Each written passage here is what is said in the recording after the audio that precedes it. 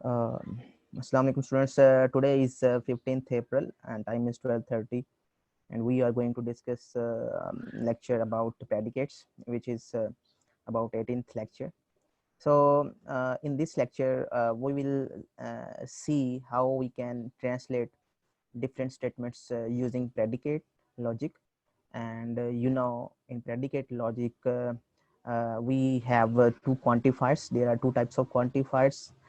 The first one is existential quantifier, and second one is universal quantifier.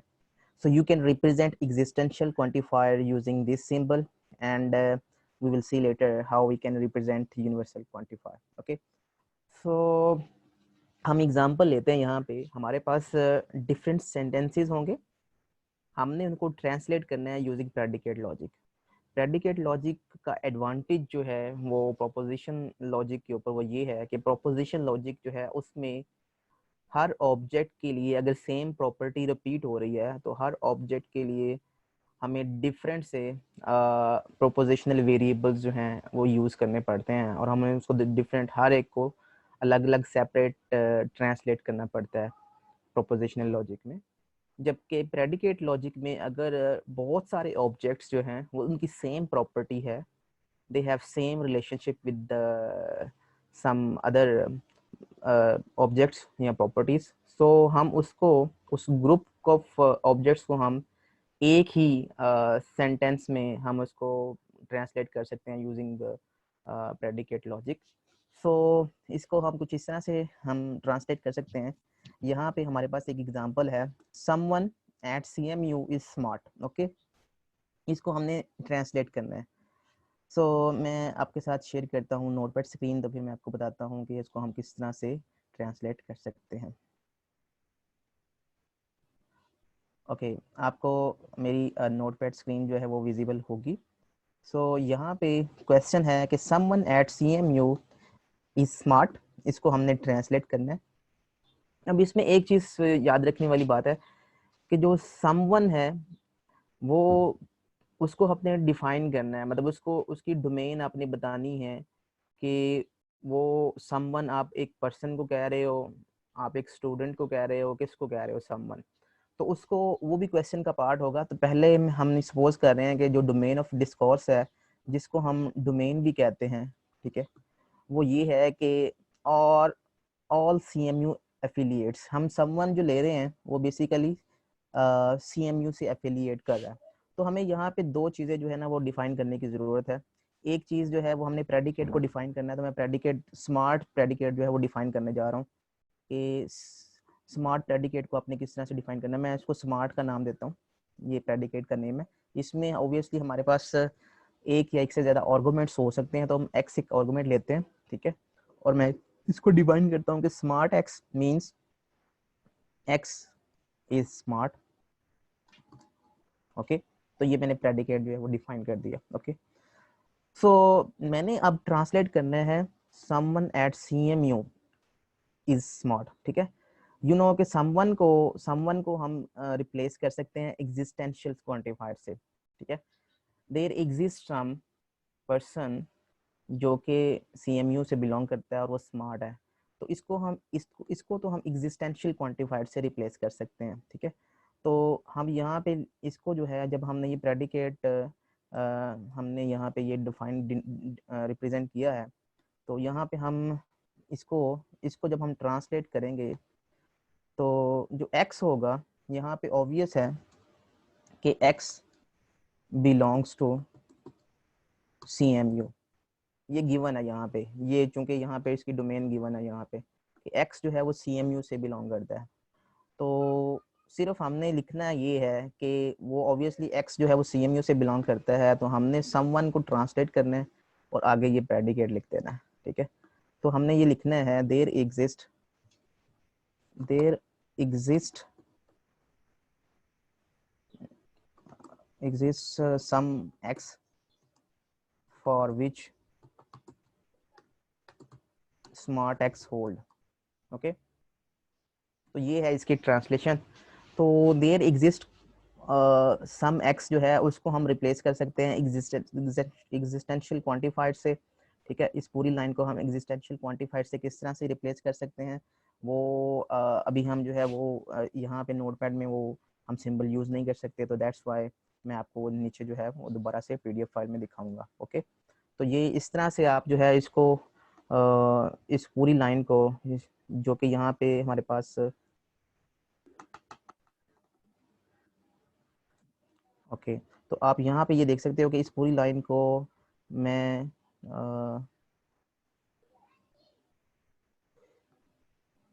Sir copy करके भी नहीं use कर सकते? जी नहीं, कॉपी करके भी यूज़ नहीं कर सकते। यहाँ से अगर कॉपी करते हैं नोटपैड के ऊपर तो ये जो सिंबल है वो विजिबल नहीं है। अब आपको मेरी PDF फाइल नज़र आ रही है? यस सर, आ रही है। ओके, Yes, तो sir. यहाँ पे आप देयर एग्जिस्ट, जहाँ में मैंने लिखा था ना there exist some x for which smart x hold, तो ये देयर एग्जिस्ट को आप जो है ना वो इससे रिप्लेस करेंगे, इस सिंबल से, तो आगे स्मार्ट एक्स आप लिख देंगे। तो that's the answer of this statement. ये आपने इस स्टेटमेंट को ट्रांसलेट कर दिया जी। ओके, सो अगर आपकी जो एक्स है उसकी आप डोमेन चेंज कर देते हो, आप कहते हो कि एक्स जो है वो कोई भी पर्सन हो सकता है, जरूरी नहीं है कि वो CMU से एफिलिएट हो, वो एक्स जो है वो कोई भी पर्सन हो सकता है। ओके, लेकिन हमने ट्रांसलेट करना है someone eight CMU is smart. Okay, तो हमें फिर वो जो पर्सन है वो पहले CMU से बिलोंग करना चाहिए, उसके लिए भी एक प्रेडिकेट डिफाइन करना पड़ेगा। स्मार्ट के लिए तो हमने प्रेडिकेट डिफाइन किया ही है, तो समवन के लिए देयर एग्जिस्ट एक्स ही आएगा। ठीक है, और अगर कोई पर्सन एक्स जो है वो अब कोई पर्सन है, ओके, तो वो पर्सन जो है वो CMU से बिलोंग करना चाहिए। तो यहाँ पे एक प्रेडिकेट हम एट डिफाइन करेंगे। एट प्रेडिकेट ये करेगा कि इसमें हम लिखेंगे कि इसको हम बेसिकली इस तरह से डिनोट कर सकते हैं कि एक्स जो है x belongs to CMU। Okay, तो इसको हम इस तरह से रिप्रेजेंट कर सकते हैं, और फिर हम लिखेंगे एंड अगर वो एक्स जो है वो CMU से बिलोंग करता है, ये प्रॉपर्टी ट्रू होती है, तो देन वो एक्स जो है वो स्मार्ट होगा। ओके, तो इस तरह से आप किसी भी सेंटेंस को डिपेंडिंग अपॉन डोमेन जो है वो ट्रांसलेशन उसकी कर सकते हैं। ओके, इसकी और एग्जांपल लेते हैं तो आपको फर्दर जो है वो चीज़ें जो है वो क्लियर हो जाएंगी। ओके, यहाँ पे हमारे पास कहता है कि दो हमारे पास प्रेडिकेट्स हैं, एक SX है एंड PX है। ये हमारे पास टू प्रेडिकेट्स हैं। सो हमने ट्रांसलेट करना है ऑल SX इज PX। इसका मतलब क्या है? इसका मतलब ये है कि जितने भी SX प्रेडिकेट्स हैं वो PX प्रेडिकेट्स हैं। ओके, ये उसने बताया हुआ है, गिवन है कि जितने भी SX प्रेडिकेट्स हैं वो PX प्रेडिकेट्स हैं। ठीक है, वी डोंट नो कि SX और PX का क्या मतलब है, ये किस चीज़ को रिप्रेजेंट कर रहे हैं, लेकिन हम इस चीज़ में इंटरेस्टेड नहीं है, हम सिर्फ इसको ट्रांसलेट करना चाह रहे हैं। ओके, तो इसका मतलब ये है कि ऑल SX जो हैं वो PX हैं। ठीक है, इसको हमने ट्रांसलेट करना है। सो फॉर इसको हम ट्रांसलेट करेंगे फॉर ऑल X। ओके, अगर वो SX ट्रू है, ओके, तो देन PX भी ट्रू है। Okay, means if they are SX then they are PX, that's it. तो हमने यहाँ पे यूजिंग इम्प्लीकेशन जो है वो हमने इसको रिप्रेजेंट किया है। याद रहे कि यहाँ पे हम इम्प्लीकेशन की बजाय मैं यहाँ पे एंड से भी इस चीज को वेरीफाई कर सकता हूँ। कैसे? मैं यहाँ पे लिख सकता हूँ for all X SX and PX। Okay, तो उससे क्या होगा, अगर SX ट्रू होगा तो PX जब दोनों ट्रू होंगे तो फिर हमारा जो ओवरऑल रिजल्ट है वो ट्रू होगा।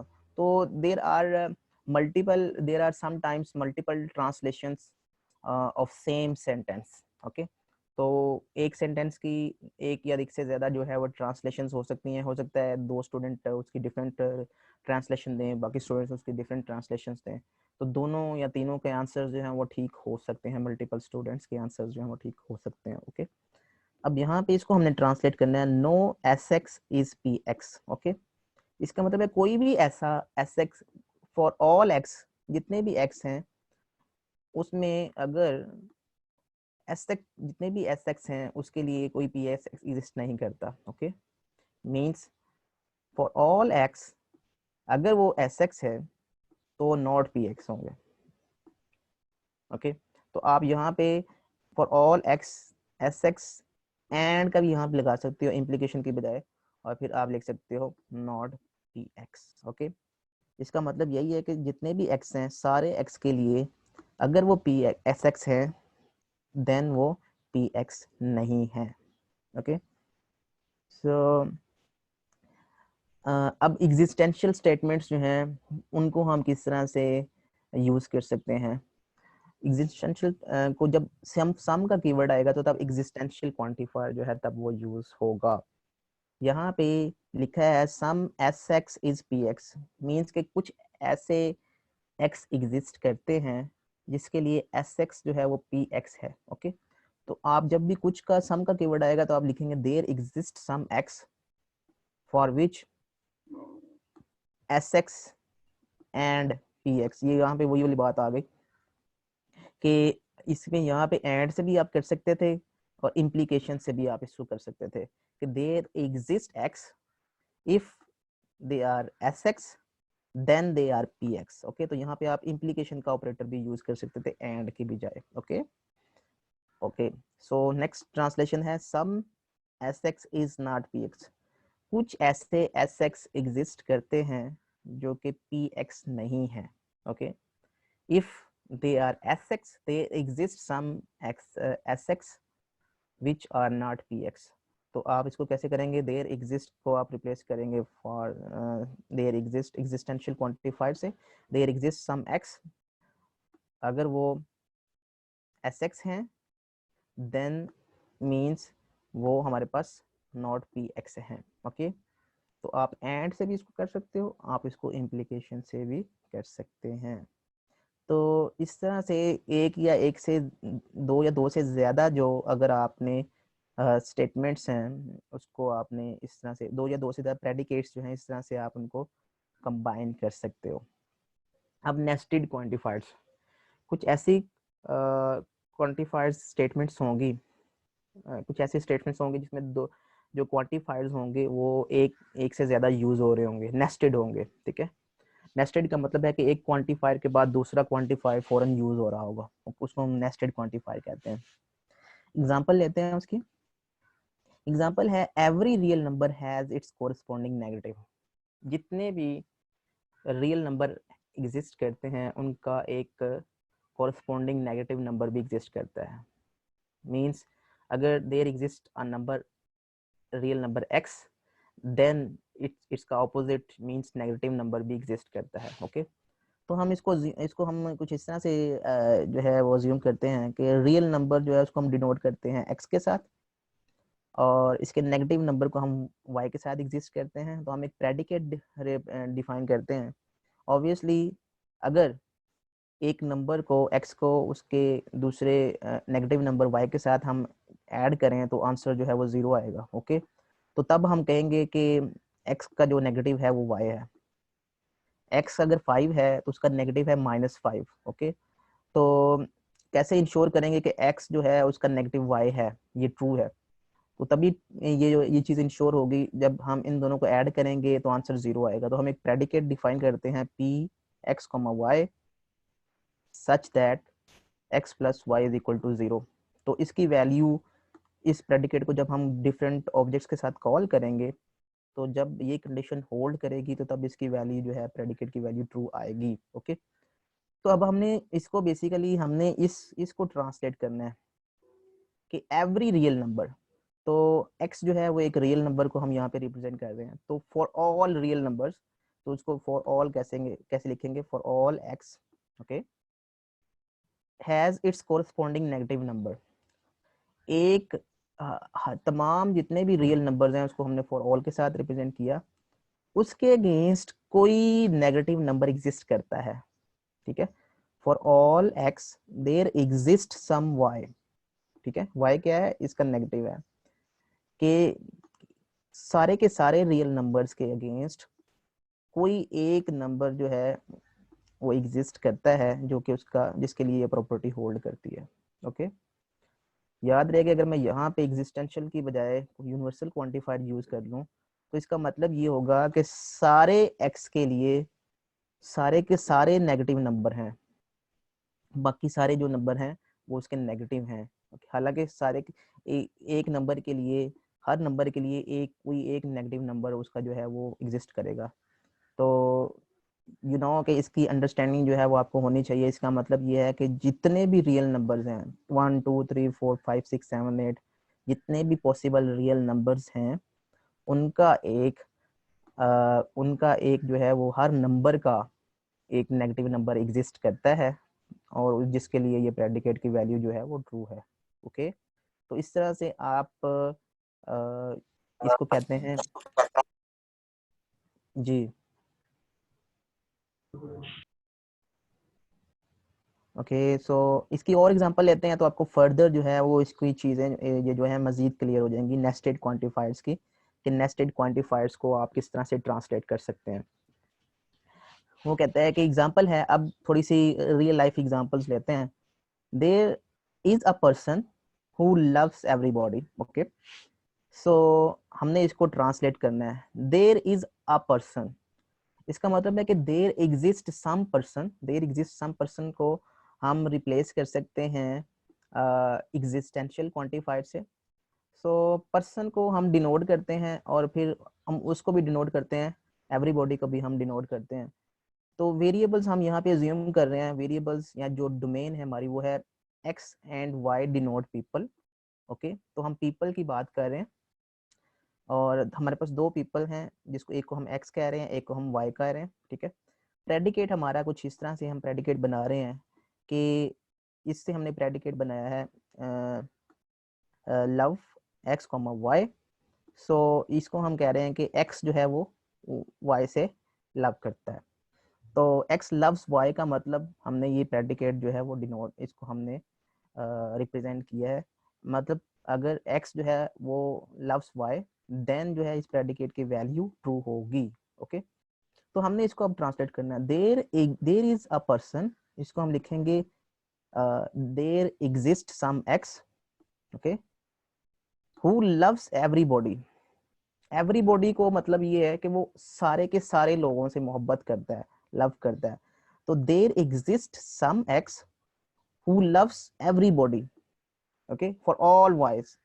तो देयर एग्जिस्ट किसी एक पर्सन के लिए या एक से ज्यादा पर्सन के लिए जो कि सबसे लव करते हैं, उनके लिए ये प्रेडिकेट की ये वैल्यू जो है वो ट्रू होगी। ओके, सो इस तरह से आप इसको ट्रांसलेट कर सकते हो। ओके, सो अब इसमें जो हमने नेस्टेड क्वांटिफायर्स यूज किए हैं उनका ऑर्डर मैटर करता है। समटाइम्स उनका ऑर्डर मैटर करता है, समटाइम्स उनका ऑर्डर मैटर नहीं करता। किस केस में मैटर करता है? इस केस में अगर हम देखें कि अगर मैं कहता हूँ कि अगर मैं फॉर ऑल एक्स पहले लिख देता हूँ, फिर देयर एग्जिस्ट लिखता हूँ और फिर लव एक्स कॉमा वाई, ये प्रेडिकेट है, क्या ये सेम है देयर एग्जिस्ट वाई अगर मैं इसको पहले लिख देता हूँ और फिर फॉर ऑल एक्स और आगे ये वाला प्रेडिकेट? तो इसका मतलब क्या है? इसका मतलब, इसको रीड करते हैं, इसका मतलब ये है कि फॉर ऑल एक्स,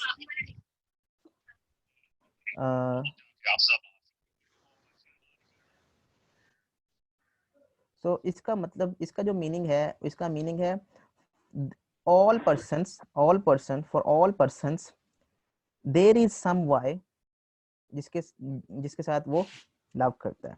ओके, इसका मतलब ये है कि दुनिया में सारे के सारे लोग जो है किसी ना किसी से प्यार करते हैं। इस स्टेटमेंट का ये मतलब है फॉर ऑल एक्स, जितने भी लोग हैं उनके अगेंस्ट कोई ना कोई है whom they love। ओके, इसका मतलब ये है। और इसका मतलब ये है कि there exist someone, there exist some people, कोई एक पीपल एग्जिस्ट करता है एटलीस्ट जो कि सबसे मोहब्बत करता है। इसका मतलब ये है for all x there exist some person who loves all persons. Okay, तो दोनों में डिफरेंस है। दोनों में डिफरेंस ये है कि पहली जो स्टेटमेंट है उसका मतलब ये है कि एवरीबॉडी लव्स समवन। ओके, इसका ये मतलब है।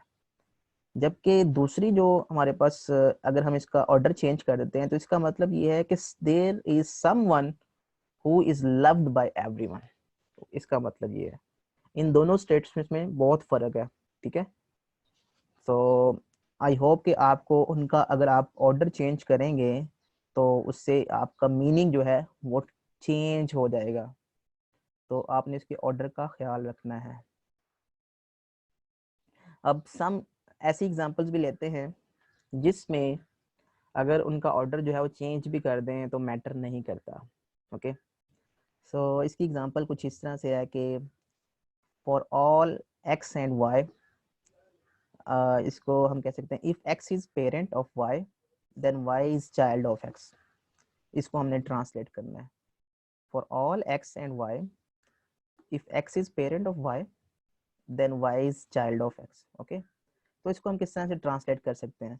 इसको आप पहले प्रेडिकेट जो है इसका डिफाइन कर दें। प्रेडिकेट इस तरह से डिफाइन करेंगे, x is a parent of Y, तो पेरेंट के नाम से एक प्रेडिकेट बना लें जिसमें आप एक्स और वाई दो वेरिएबल्स जो है उसके आर्गुमेंट पास करेंगे, और अगर एक्स जो है वो वाई का पेरेंट होगा तो उसकी वैल्यू ट्रू होगी। जैसे कि पेरेंट के नाम से मैंने एक प्रेडिकेट बना लिया। ओके, और X is parent of Y, तो X is parent of Y मैंने एज इट इज लिख दिया, इसमें दो मैंने आर्गुमेंट्स पास कर दिए थे। तो इसका मतलब ये होगा कि अगर x जो है वो y का पेरेंट होगा तो तब इस प्रेडिकेट की वैल्यू जो है वो ट्रू आएगी, अदरवाइज इस प्रेडिकेट की वैल्यू फॉल्स आएगी।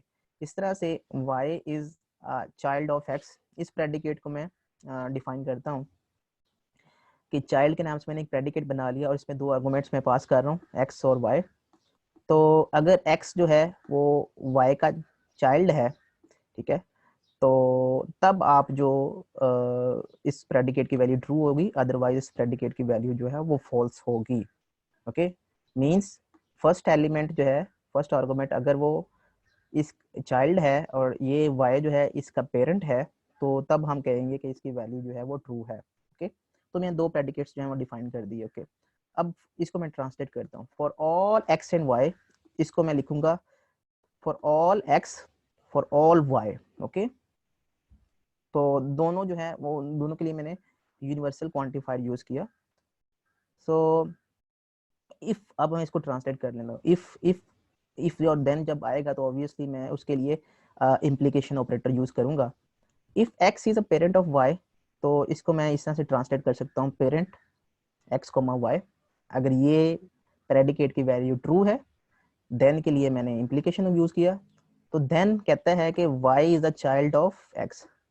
तो मैं फिर यहाँ पे इसको चाइल्ड में पहले y पास करूंगा और फिर उसमें x पास करूंगा। इसका मतलब भी यही है जो इसका मतलब है। इसका मतलब ये है कि x जो है वो पेरेंट है y का, और इसमें भी इसका मतलब जो है ये वही यही है कि y जो है वो चाइल्ड है x का। ओके, सो चाहे आप इसको इस तरह से लिख लें, चाहे आप इसकी जो है वो क्वांटिफायर्स की ऑर्डर चेंज कर दें, for all y for all x लिख लें और फिर आप इसको ऐसे मेंशन कर दें, तो इन दोनों केसेस में जो आंसर है, जो मीनिंग है वो सेम रहेगा। क्यों? ये इस वजह से है कि हमने जो क्वांटिफायर्स यूज किए हैं वो सेम क्वांटिफायर्स हैं। तो अगर देयर एग्जिस्ट एक्स और देयर एग्जिस्ट वाई है इस तरह से, तो हम उसको लिख सकते हैं there exist y then there exist x. तो इस तरह से आप उनका ऑर्डर चेंज कर सकते हैं। लेकिन जब दोनों क्वांटिफायर्स डिफरेंट होंगे तो तब मीनिंग जो है वो आपका डिफरेंट हो सकता है। मीन्स कि अगर आप एक क्वांटिफायर यूज कर रहे हैं यूनिवर्सल और दूसरा क्वांटिफायर यूज कर रहे हैं क्वांटी एग्जिस्टेंशियल नेस्टेड में, तो फिर उनका जो ऑर्डर चेंज करेंगे तो प्रॉब्लम हो सकती है। Okay, for not for every case. Okay, इसकी और एग्जांपल लेते हैं। ठीक है स्टूडेंट्स, अगर यहाँ पे आपको कोई क्वेश्चन है तो आप पूछ सकते हैं। इसकी और एग्जांपल लेते हैं, इसको हम डिफरेंट वेज से जो है वो ट्रांसलेट करते हैं ताकि आपको दोनों क्वांटिफायर्स की जो मीनिंग है वो समझ आ जाए कि दोनों क्वांटिफायर्स को आपने कब और कहाँ पे यूज करना है। अगर अगर आपको दोनों का मीनिंग क्लियर हो गया तो फिर आप इजीली प्रेडिकेट जो है वो बना सकते हैं। ओके, सो यहाँ पे वेरिएबल एक्स और वाई जो है वो पीपल को रिप्रेजेंट कर रहे हैं, और ये प्रेडिकेट है जिसका मतलब है कि एक्स लव्स वाई। ओके, अब हमने इसको ट्रांसलेट करना है, everybody loves Raymond. Okay, everybody loves Raymond. याद रहे कि हम रेमंड जो है वो एक्स की जगह पे भी प्लेस कर सकते हैं और रेमंड जो है वो वाई की जगह पे भी प्लेस कर सकते हैं, क्योंकि दोनों ही पर्सन है। ओके, अगर हमने एक्स की जगह पे इसको रिप्लेस कर दिया है तो ऑल वाई लिखेंगे कि बाकी सारे लोग जो हैं एवरीबॉडी वो रेमंड से लव करता है। लेकिन अगर हमने उसको y की प्लेस पे रख दिया तो फिर हम फॉर ऑल x लिखेंगे। तो अगर आपने उसको y की जगह पे लिख दिया रेमंड को, तो आप लिखेंगे फॉर ऑल x, जितने भी लोग हैं सारे के सारे लोग वो रेमंड से लव करते हैं, तो ये वाला प्रेडिकेट जो है वो ट्रू होगा। ओके, अब हमने इसको ट्रांसलेट करना है, एवरीबॉडी लव्स समबॉडी। ओके, इसको हमने ट्रांसलेट करना है कि सारे के सारे लोग जो हैं वो किसी ना किसी से लव करते हैं, इसका हमने इसको ट्रांसलेट करना है। तो फॉर ऑल एक्स लिखेंगे, for all x there exist somebody, ठीक है, जिसके लिए ये प्रेडिकेट जो है उसकी वैल्यू ट्रू है। ओके, सो ये वन आखिरी वाले में से आखिरी वाले घर पर जाके आप सब बात चुप करके अंदर बैठ के वो बच्चियन बात नहीं करना, बहन जो कम अज कम Mukhtar. okay, next we are going to translate this statement, there is somebody whom everybody loves। ठीक है, कि कुछ लोग जो हैं वो एग्जिस्ट करते हैं जिनको सब जो है वो प्यार करते हैं। तो हम इसको किस तरह से करेंगे कि देयर एग्जिस्ट समबॉडी, इसको कहेंगे देयर एग्जिस्ट, हम एग्जिस्टेंशियल क्वांटिफायर यूज करेंगे, there exist some y, some person जो कि एग्जिस्ट करते हैं, whom all loves। ओके, तो एवरीबॉडी लव्स देम, तो इसके लिए ये प्रेडिकेट की वैल्यू ट्रू होगी। ओके, सो अब यहाँ पे नेक्स्ट जो है वो है there is somebody who reminds doesn't love. Okay, कुछ ऐसे लोग हैं जो रेमंड को पसंद नहीं करते, इसको हमने ट्रांसलेट करना है। ओके, तो देयर इज समबॉडी का मतलब है कि there exist some person y, ठीक है, जो कि जिसके लिए नॉट रेमंड वाई की जो प्रेडिकेट वैल्यू है ये ट्रू होगी। ओके, कि कुछ ऐसे वाई एग्जिस्ट करते हैं जो कि रेमंड से लव नहीं करते। Okay, there is somebody whom no one loves, कुछ ऐसे लोग हैं जिनसे कोई भी प्यार नहीं करता। ओके, सो उसको हम किस तरह से ट्रांसलेट करेंगे, there exist some y for which all persons don't love. Okay, इसका मतलब ये है कि कुछ ऐसे वाई एग्जिस्ट करते हैं जहाँ पे कुछ ऐसे पर्सन एग्जिस्ट करते हैं जिनसे कोई भी प्यार नहीं करता, for all x nobody loves them. Okay, तो आपने एग्जिस्टेंशियल क्वांटिफायर और यूनिवर्सल क्वांटिफायर को, इसकी एग्जांपल्स को देखा आपने, और मैंने डिफरेंट स्टेटमेंट्स को ट्रांसलेट करके आपको कुछ अंडरस्टैंडिंग डेवलप करने की कोशिश की है। होपफुली कि आपको अंडरस्टैंडिंग हो गई होगी। इससे रेलेवेंट होमवर्क जो है वो स्टूडेंट्स मैं आज अपलोड कर दूंगा शाम तक, तो आपको नेक्स्ट वीक तक वो होमवर्क जो है वो कंप्लीट करना होगा। तो ऑलमोस्ट फर्स्ट चैप्टर जो है वो भी कंप्लीट हो चुका है, फर्स्ट 3 चैप्टर्स हमने देख लिए हैं। अब हम नेक्स्ट लेक्चर में इंशाल्लाह किसी और टॉपिक पे, न्यू टॉपिक में मूव करेंगे। और ये टॉपिक ऑब्वियसली थोड़ा सा डिफ़िकल्ट टॉपिक है, टॉपिक जो क्वेश्चन चैप्टर नंबर 1 से बिलोंग करता है। तो